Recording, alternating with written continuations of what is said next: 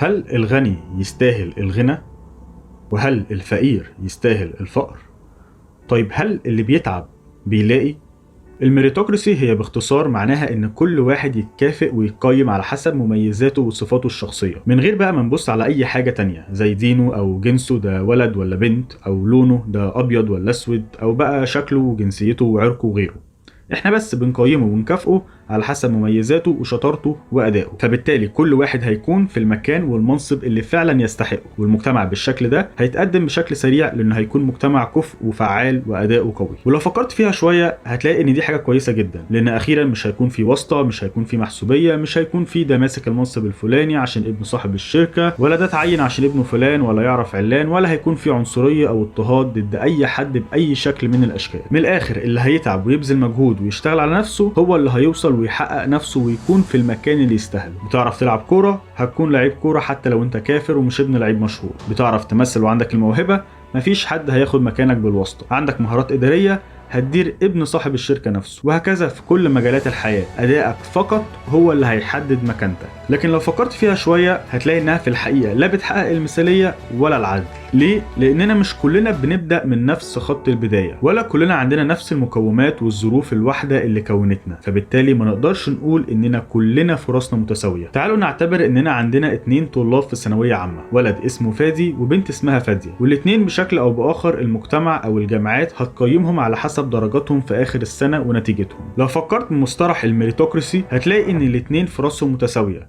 لأن من الآخر اللي هيذاكر ويتعب هيجيب درجات عالية، واللي هيتدلع هيضيع مستقبله بنفسه. طيب تعالى نفترض ان فادي وفادية الاتنين تعبوا وذاكروا، والاتنين جابوا 95%، والاتنين اتقابلوا في جامعة محترمة. لحد هنا تمام، بس تعالى نشوف ازاي فادي وفادية الاتنين وصلوا لنفس النتيجة ونفس المجموع النهائي. الاتنين ذاكروا وتعبوا، دي ما فيهاش اختلاف، لكن فادي ذاكر في اوضه لوحده في هدوء، وفادية ذاكرت في شقة كلها عبارة عن اوضه واحدة وحواليها اخواتها واهلها ودوشة اغلب الوقت. فادي كان في مدرسين خصوصي بيساعدوه طول السنة، فادية كانت بتذاكر لوحدها. فادي اهله كانوا بيدعموه عشان ينجح ويحقق نفسه. فادية اهلها كانوا شايفين انها محتاجه تاخد اي شهاده وخلاص وتقعد في بيت جوزها. فادي كانت صحته النفسيه كويسه وبيتابع مع مختص خلال دراسته. فادية كانت محتاجه دعم نفسي ومرت بده لوحدها بدون مساعده. فادي مستوى ذكائه مرتفع وذاكرته قويه نتيجه جينات ورثها من اهله. فادية اهلها ناس بسيطه ومستوى ذكائها طبيعي. فادي بياكل كويس وبياخد فيتامينات وصحته الجسديه كويسه. فادية صحتها الجسديه مهمله بسبب امكانيات اهلها الماديه. فادي اتولد في دوله اوروبيه ما فيهاش كهرباء بتقطع ولا نت بطيء. فادية اتولدت في دوله متاخره مش بتوفر لها نفس جودة الحياة بتاعت فادي. السؤال هنا بقى،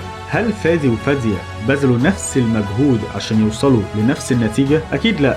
فادية اضطرت تبذل أضعاف مجهود فادي عشان تعوض عن كل النقص اللي عندها مقارنة بفادي، عشان في الآخر تقدر تحقق نفس النتيجة. ولو جينا نبص عليهم بعد 20 سنة مثلا ولقينا فادي بقى صاحب بيزنس وفادية موظفة في شركة متوسطة، في ناس هتقول ان فادي يستاهل انه يكون غني لانه تعب واشتغل، وفادية تستاهل الفقر او الحالة المادية اللي هي عايشاها لانها ما طورتش من نفسها وما كانش عندها طموح. بس في الحقيقة ده مش حقيقي، لان فرصهم وفرصنا في الحياة مش متساوية، ومش كلنا بنبدأ الحياة على نفس الخط. وفي الحقيقة نسبة تحكمك في حياتك ومستقبلك وفرصك في الحياة قليلة، لأن النسبة الأكبر بترجع لظروف نشأتك وتربيتك وتعليمك وجيناتك الموروثة وصحتك والبيئة الاجتماعية والدينية والمكان الجغرافي والظروف المادية اللي اتولدت عليها، وما كانش ليك أي سلطة أو قرار أو اختيار في تكوينها، مع أنها هي ليها النسبة الأكبر في تكوينك وتكوين فكرك وشخصيتك وبالتالي تكوين فرصك في الحياة. لأن حتى أغلب القرارات والاختيارات اللي بناخدها في حياتنا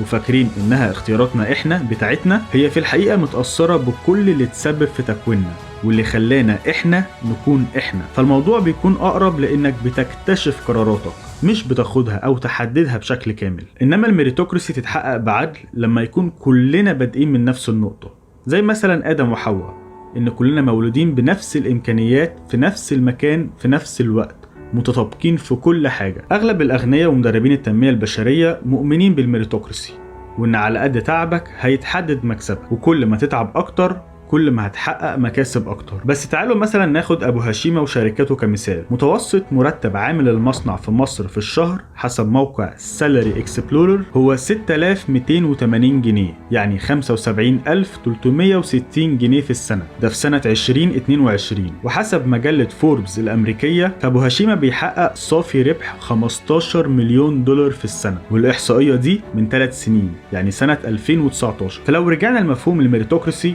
فده معناه ان ابو هشيمة بيشتغل ويبذل مجهود 4976 ضعف المجهود اللي بيبذله عامل المصنع عشان يستحق الفلوس اللي بيكسبها، ده لو بنتكلم على صافي الربح من 3 سنين. فاغلب المؤمنين بان انت المسؤول عن غناك وانت المسؤول عن فقرك، وفكرة ان كل واحد يستاهل الغنى والفقر اللي هو فيه لان هو المسؤول عنه بشكل كامل. يا اغنياء عايزين يعوضوا نقص شعورهم بالاستحقاق وفي نفس الوقت يريحوا ضميرهم تجاه الفقر والفقراء اللي عايشين حواليهم في العالم، بانهم يقولوا انهم فعلا يستحقوا الفقر اللي هم فيه وهم السبب في فقرهم، وبالتالي يحسوا انهم ملهمش دور تجاههم. لان حسب الميريتوكراسي فالغني يستاهل الغنى والفقير يستاهل الفقر، وكل واحد مسؤول بشكل كامل عن الوضع اللي هو فيه، وهو اللي بيحدد فرصه في الحياة، وبالتالي بيختار ويقرر ان يكون فقير ولا غني. يا مدربين تنمية بشرية بيدوروا على تحقيق مكاسب مادية من وراء اوهام وشعارات زي انت اللي تحدد مستقبلك وانت اللي بتخلق فرصك بنفسك ولازم تحقق انجازات فظيعة وتقدر تبقى غني في 7 خطوات وتقدر تجذب النجاح وتقدر تجذب الغنى لما تفكر فيه وتتخيله وتقدر بس اتعب واشتغل على نفسك طول الوقت